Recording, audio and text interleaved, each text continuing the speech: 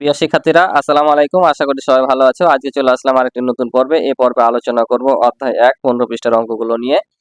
তো তোমরা ক্লাসটি অবশ্যই শেষ পর্যন্ত দেখবা ধৈর্য সহকারে। এখানে কিছু মজার অঙ্ক আছে। একটা অঙ্ক যেমন শেষে দেখতে পাচ্ছ ৬ নম্বর অঙ্কটা, এটা একটা ম্যাজিক অঙ্ক মনে করতে পারো। যে তোমরা একটি সংখ্যা থাকবে, কেউ একটা সংখ্যা বলবে, তোমরা না দেখেই দুটা সংখ্যা বলে দিতে পারবা, তো দুটো অঙ্ক বলে দিতে পারবা। তো তোমরা ক্লাসটা অবশ্যই শেষ পর্যন্ত দেখবা, ক্লাসটি ইন্টারেস্টিং হতে চলেছে।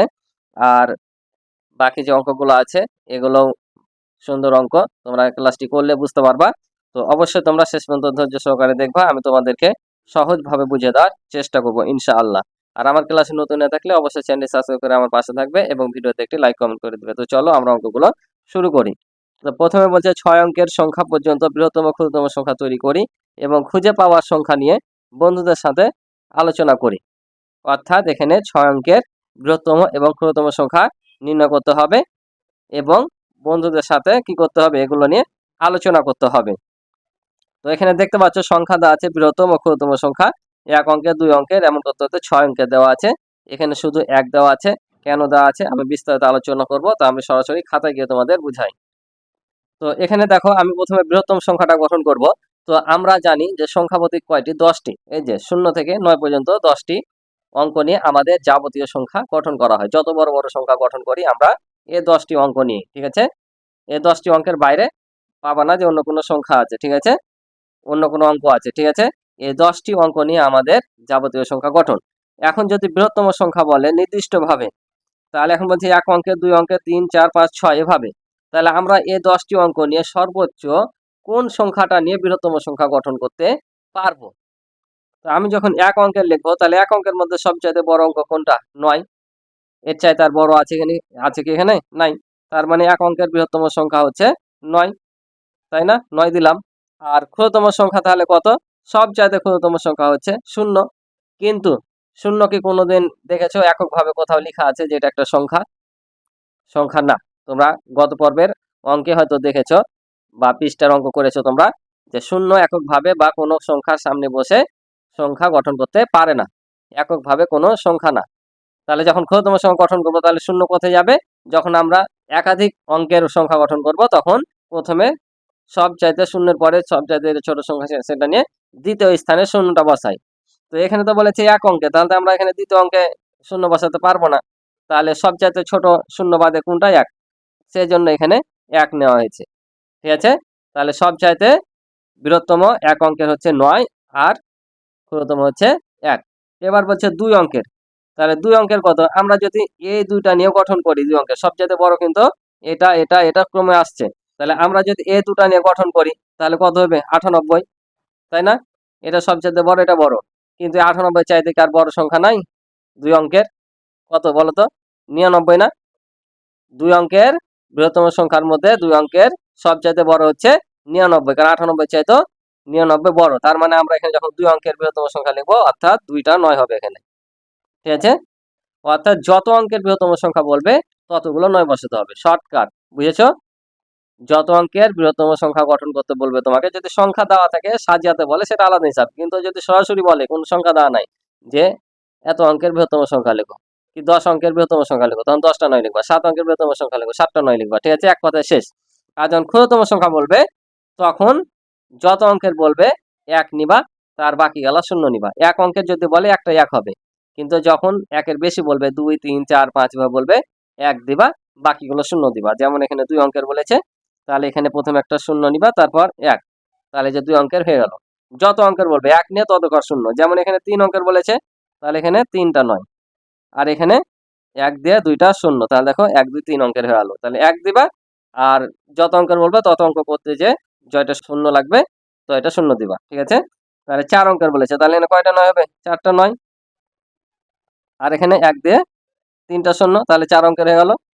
এবার 5 অঙ্কের বলেছে, তাহলে কত হবে? 5টা 9, 1 2 3 4 5। আর এখানে 1 দিয়ে কয়টা 0? 4টা 0, তাহলে 5 অঙ্কের হয়ে গেল। এবার 6 অঙ্কের বলেছে, তার মানে এখানে কয়টা 9? 6টা। 3 4 5 6।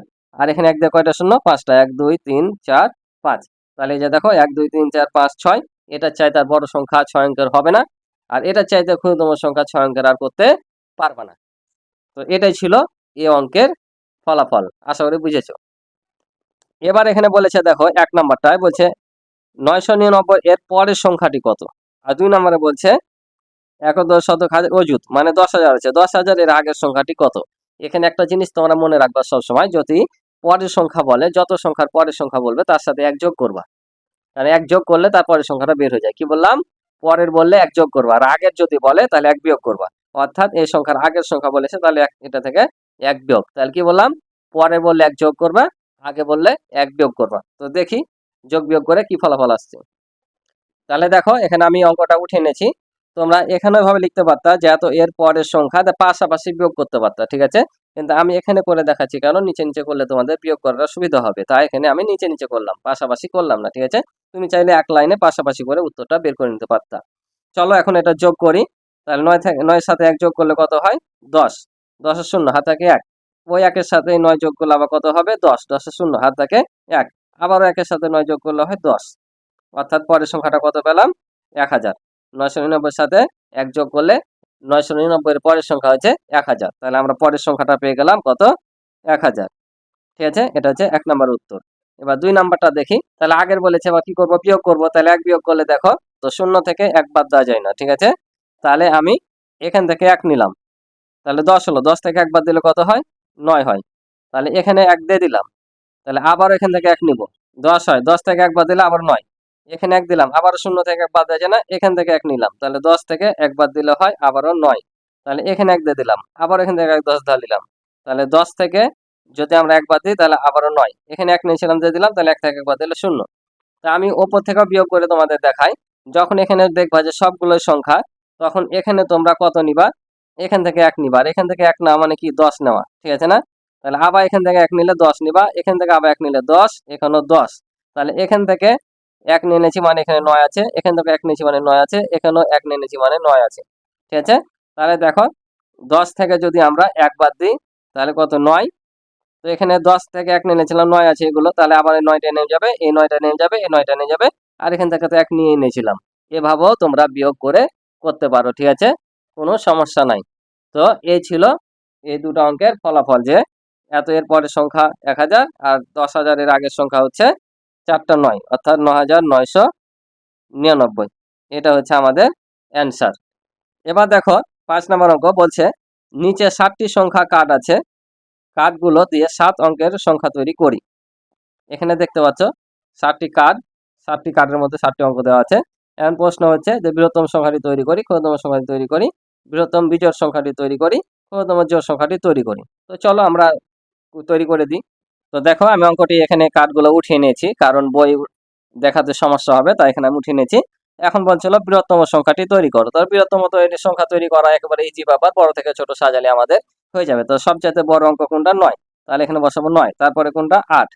তারপরে দেখো 7 নাই 6 আছে, তারপরে 5 আছে, তারপরে এখানে 4 নাই 3 আছে, তারপর 2, তারপর আছে তোমার 0, 1 নাই 0।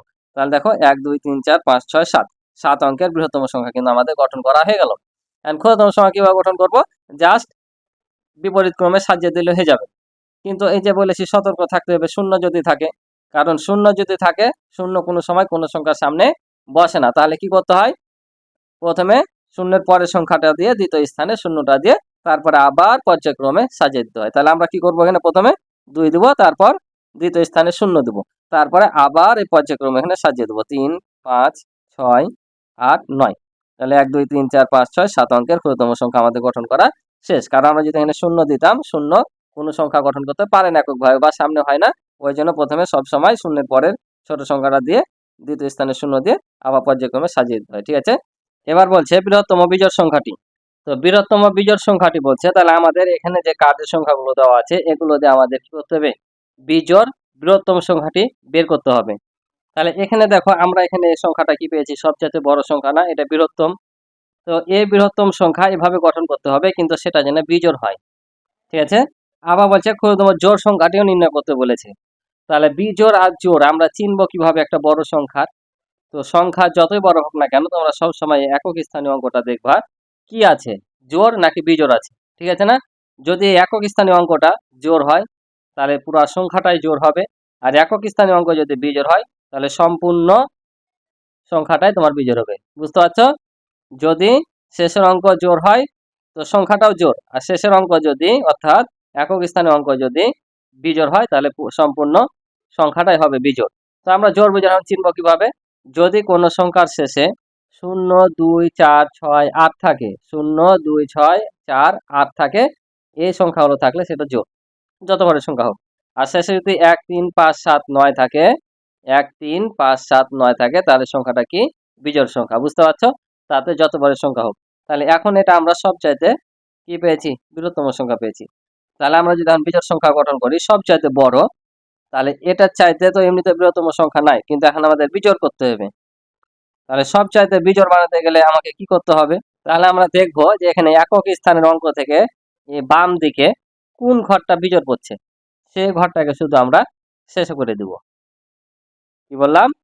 এই একক দশক শতক করতে হতে আস্তে আস্তে প্রথমে যে আমরা বিজোড় পাবো সে বিজোড় সংখ্যাটাকে আমরা একক স্থান করে দেবো, অর্থাৎ সব শেষে করে দেবো। তাহলে আমাদের সবচাইতে বড় বৃহত্তম বিজোড় সংখ্যা হয়ে যাবে, ওর চাইতে আর বড় হবে না। তাহলে দেখো এই দশক স্থানে বিজোড় সংখ্যা আছে, তাহলে আমরা শুধু এই স্থানটা চেঞ্জ করলে আমাদের বিজোড় হয়ে যাবে। কিভাবে? দেখো, এগুলো যা আছে তাই থাকবে, কোনো কিন্তু চেঞ্জ হবে না, তাই থাকলো। শুধু এখানে 2, এখানে 0 আর এখানে 3 দিয়ে দেবো। এটা হচ্ছে সবচাইতে বড় বিজোড় বৃহত্তম সংখ্যা, কারণ এই যে শেষে 3 আছে, ঠিক আছে না? তার মানে এই সংখ্যাটা এখন বিজোড়, এর চাইতে আর বড় করতে পারবা না। তোমরা যদি 5 নিয়ে যেতা এখানে, তাহলে এখানে হাজারের ঘরে কত আসতো? 3 চলে আসতো, 3000, কিন্তু এখানে আছে 5000। দেখো বড় হচ্ছে। এক কথায় তোমরা ডান দিক থেকে বাম দিকে সবচাইতে যেটা প্রথমে বিজোড় সংখ্যা পাবা সেটা বসে দিবা, ঠিক আছে? তাহলে এটা আমরা পেলাম বৃহত্তম বিজোড় সংখ্যা। এখন বলছে ক্ষুদ্রতম জোড় সংখ্যা কত? ক্ষুদ্রতম জোড় সংখ্যা বলেছে। তাহলে আমাদের এখানে দেখো এই সংখ্যাটা যেটা আমরা পেয়েছি, এটা যদি এখানে কোনো জোড় সংখ্যা থাকতো তাহলে এটা কিন্তু আমাদের ক্ষুদ্রতম সংখ্যা জোড় হয়ে যেত, কিন্তু এখানে 9 থাকার কারণে বিজোড় সংখ্যা। তাহলে জোড়ের ক্ষেত্রে কি করব? জোড়ের ক্ষেত্র সেম, আমরা এদিক থেকে আস্তে আস্তে প্রথমে যে জোড় সংখ্যাটা পাবো সেটা শুধু স্থানান্তর করে দেবো, তাহলে আমাদের এটা সবচেয়ে ক্ষুদ্রতম জোড় হয়ে যাবে। তাহলে দেখো 8-এর জায়গায় যদি আমরা 9 করি আর 9-এর জায়গায় যদি 8 করি তাহলে কি মিলে যাবে না? আমরা এখানে 8 দিয়ে দিলাম, কারণ এখানে প্রথমে জোড় সংখ্যা পড়ছে, এটা এখানে আর এটা এখানে দিয়ে দিলে আমরা জোড় হয়ে যাবে। কিভাবে? দেখো 2 0 3 5 6 9 8, অর্থাৎ এখানে ছিল দেখো যে 2,35,689, আর এখানে কত হলো? 2,35,698। এটা জোড় সংখ্যা। আমরা যদি এই সংখ্যাটা এখানে নিয়ে যেতাম আর এটা এখানে নিয়ে আসতাম তাহলে কত হতো? দেখো, তাহলে আমরা যদি এভাবে লিখতাম, অর্থাৎ এই 6টাকে যদি এখানে নিয়ে আসতাম তাহলে কি হতো? দেখো এখানে আছে 2,35,698 আর এখানে আছে 2,35,896। তো এই যে 600 বেশি নাকি 800 বেশি? 800 বেশি না? তার মানে এটার চাইতে এটা বড়, তার মানে সব চাইতে ছোট কি? এটাই ছোট হচ্ছে। অর্থাৎ যখন বিজোড় গঠন করবা তখন এটা যদি জোড় থাকে গঠন করে সব সময় বড় থেকে ছোট গঠন করে সব চাইতে যেটা ছোট বিজোড় সংখ্যা থাকবে সেটা এখানে দিয়ে দিবা, ঠিক আছে? তাহলে সেটাই সব চাইতে বড় বিজোড় সংখ্যা হবে। আবার ক্ষুদ্রতম সংখ্যা তো সব সময় ছোট থেকে বড় সাথে সাথে সব চাইতে যেটা বড় জোড় সংখ্যা সেটা শেষে দিয়ে দিবা। এই যে 8 যেমন সব চাইতে জোড় তোমার সংখ্যা, এটা আমি শেষে দিয়ে দিচ্ছি। তাহলে এই পুরো সংখ্যাটা কি হলো? সব চাইতে ক্ষুদ্রতম জোড় সংখ্যা হয়ে গেল, কারণ এর চাইতে ছোট আর হবে না। আশা করি বুঝেছো। এবার যাব আমরা সেই ম্যাজিকের অঙ্কে। এই যে দেখতে পাচ্ছ অঙ্কটা খুব মজার একটা অঙ্ক, তোমরা এখান থেকে একটা ম্যাজিক শিখতে পারবা। অঙ্কটা পড়ি তারপরে কি ম্যাজিক তাহলে তোমরা বুঝতে পারবা। এখানে বলছে সংখ্যা কার্ডের খেলা, খেলাটি জোড়ায় বা দলে খেলা যাবে। প্রথমে 1 থেকে 9 পর্যন্ত মোট 9টি সংখ্যা কার্ড তৈরি করতে হবে। অর্থাৎ এই যে আমি কার্ড তৈরি করে রেখেছি, এভাবে 9টি কার্ড তৈরি করতে হবে। খেলাটি জোড়ায় খেললে একজন 9টি কার্ড থেকে যে কোনো 3টি কার্ড নিয়ে বৃহত্তম সংখ্যা এবং ক্ষুদ্রতম সংখ্যা তৈরি করে খাতায় লিখবে। অর্থাৎ এই 9টি কার্ডের মধ্যে থেকে একজন যে কোনো 3টি কার্ড নিবে, 3টি কার্ড নিয়ে একবার বড় থেকে ছোট আর একবার ছোট থেকে বড় সংখ্যা তৈরি করবে। এবার বৃহত্তম সংখ্যাটি থেকে ক্ষুদ্রতম সংখ্যাটি বিয়োগ করে এবারকার গঠিত সেই বৃহত্তম সংখ্যা থেকে ক্ষুদ্রতম সংখ্যাটা বিয়োগ করে বিয়োগ ফলের একক স্থানের অঙ্কটি অপরজনকে বলবে। অর্থাৎ বিয়োগ করে যেটা পাবে একক স্থানের অঙ্ক, কারণ এটা যে 3 অঙ্কের ক্ষুদ্রতম সংখ্যা হয়, কথার কথা এই একক স্থানের অঙ্কটা বলবে আর বাকি দশক ও শতক স্থানের অঙ্কটা অপরজন বলবে। তাই বলছে অপরজন একক স্থানের অঙ্কটি শুনে বাকি দুইটি স্থানের অঙ্ক দশক ও শতক স্থানের না দেখে বলবে। বুঝলা? যে বিয়োগফলের একক স্থানের অঙ্কটি অপরজনকে বলবে, আর অপরজন সেটা শুনে একক স্থানের অঙ্কটি শুনে বাকি দুই স্থানের অঙ্ক দশক আর শতক স্থানের অঙ্ক না দেখে বলবে। খেলাটির কৌশলটি খুঁজে বের করি এবং খেলি। তো চলো আমি তোমাদেরকে এটা খাতা কলমে সুন্দরভাবে আরো বুঝিয়ে দিই। তো এখানে দেখতে পাচ্ছ আমি এখানে 9টি কার্ড করে রেখেছি 1 থেকে 9 পর্যন্ত। এই কার্ডের মধ্যে থেকে যে কোনো 3টি কার্ড নিয়ে বৃহত্তম এবং ক্ষুদ্রতম সংখ্যা গঠন করতে হবে। তো আমি যে কোনো কার্ড এখান থেকে 3টা ধর কি যে নিলাম, আমি তোমাদের দেখাচ্ছি, তোমরা দলে দলে করে দেখাবা। এই 3টি কার্ড মনে করো আমি নিলাম। এখন কি কি আছে দেখবো। আমরা এখানে দেখতে পাচ্ছি যে 3টি কার্ড পেয়েছি আমরা 7, 4, 3-এর। তাহলে এখন যদি সবচাইতে বৃহত্তম সংখ্যাটা গঠন করি তাহলে কত হবে? তাহলে সবচাইতে বড় বৃহত্তম সংখ্যা হচ্ছে 7, 4, 3, এটা হবে বৃহত্তম সংখ্যা, তাই কিনা? তাই ক্ষুদ্রতম সংখ্যা লিখবো, তাহলে এর বিপরীত ভাবে সাজালে হয়ে যাবে 7। তাহলে দেখো সবচাইতে বড় বৃহত্তম সংখ্যা গঠন করলাম, ক্ষুদ্রতম সংখ্যা গঠন করলাম। এখন শর্ত ছিল কি? বিয়োগ করতে হবে। তাহলে আগে বিয়োগ করি। তাহলে 3 থেকে 7 বাদ দেওয়ার জন্য 1 ধার নিলাম, 13 থেকে 7 বাদ দিলে হয় 6। এখানে পরিশোধ করলাম 5 হলো, আবার 1 10 ধার নিলাম, 14 থেকে 5 বাদ দিলে হয় 9। এখানে 1 দিয়ে দিলাম 4 হলো, 7 থেকে 4 বাদ দিলে হয় 3। এবার দেখো কত পেলাম? 396। এখন এই স্থানের অঙ্কটা অপরজনকে বলবে, অপরজন তখন এই দশক আর শতক স্থানের অঙ্কটা বলে দিবে কত কত হয়। তো আমি যদি সরাসরি তোমাদের এটা করাতাম, তোমাদেরকে দিতাম, তোমরা করতা, একক দশক বলতে, আমি এই দুটো অঙ্ক বলে দিতাম, ঠিক আছে? কিন্তু কিভাবে এটা তোমরাও পারবা বলতে। তো চলো তোমাদেরকে শিখিয়ে দিই কিভাবে। তো এখানে যে বিয়োগ করে তোমরা বিয়োগ ফলটা পাবা, এটা সব সময় এগুলো যোগফল কিন্তু 18 হবে। কি বললাম? এখানে যে 3টা সংখ্যা পাবা, এই 3টা সংখ্যা যোগফল 18 হবে। তুমি যেভাবে সংখ্যা গঠন করো না কেন 9টি অঙ্কের মধ্যে, তোমার বড় থেকে ছোট সংখ্যাটা বাদ দেওয়ার পর এখানে যে সংখ্যাগুলো পাবা যোগফল 18 হতেই হবে, 18 বেশি হবে না, ঠিক আছে? আরেকটা মজার ব্যাপার 18, আর এখানে যে মধ্যে দেখতে পাচ্ছ সংখ্যাটা, এখানে সর্বদাই 9 আসবে। তাহলে যোগফল কি হবে? সর্বদা 18 হবে, এবং মধ্যখানে সব সময় 9 হবে। এই মধ্যখানের সংখ্যা চেঞ্জ হবে না, 9 হতেই হবে, তুমি যেভাবে গঠন করো না কেন। তাহলে কি পাইলা? দুটা পেয়ে গেলা, যে এর যোগফল 18 হবে আর মধ্যখানে 9 থাকবে। তাহলে মধ্যখানে যদি 9 থাকে তার মানে এ বাকি দুইটা সংখ্যার যোগফল কত? 9 হবে, তাই না? মোট যোগফল যদি 18 হয় আর এটা এককভাবে যদি মধ্যখানে 9 থাকে, চেঞ্জ না হয়, তাহলে এই বাকি দুইটা সংখ্যা শুধু চেঞ্জ হবে, অর্থাৎ এই দুটার যোগফল কত? 9 হবে। তার মানে আমরা যদি এই 9 থেকে এই একক স্থানের অঙ্কটা বাদ দিয়ে দিই তাহলে কি পাবো?